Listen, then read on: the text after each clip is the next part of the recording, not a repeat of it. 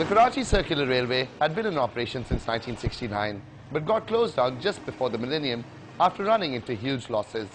Numerous papers and political statements have aired since then for the revival of this project, but to no avail. Finally, though, the plan to revive the KCR was announced on Thursday. Karachi is a city dependent on public transport, and the ratio of public vehicles to the population outlines the burden.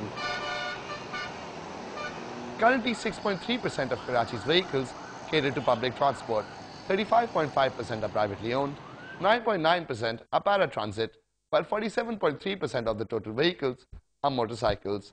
Yet 53.6% of the population travels on public transport, 24.8% on private vehicles, 6% are paratransit, while 16.1% travel by motorbike. So what advantages does the Karachi Circular Railway offer for commuters? The walk time to the station, the travel time, we will make a passenger travel from Liaquatabad to Tower in 20 minutes.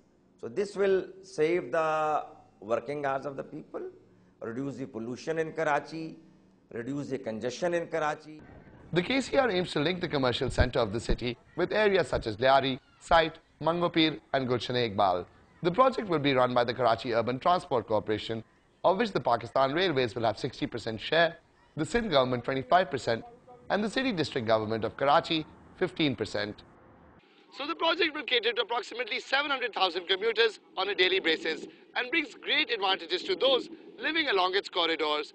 Firstly, the land value in these areas will become much higher, and secondly, the travel time to other destinations will reduce significantly. But there are two important questions. How far will the Karachi Circular Railway contribute towards fixing Karachi's transport issues? And secondly, what about the several encroachments that lie along its track?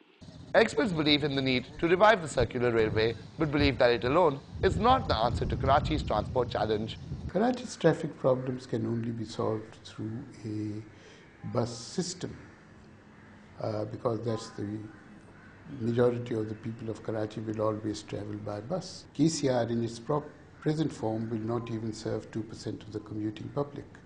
However, it will provide enormous benefits to those who live along its corridors. The Environment Protection Agency is currently surveying areas where several encroachments will need to be removed along the tracks where hundreds of small low-income settlements have sprung up. Their resettlement remains the biggest challenge. And it's not only low-income settlements. Large buildings such as the Awami Markaz too lie within 200 feet of the tracks, and removing them is easier said than done. Abid Hasan, Dawn News, Karachi.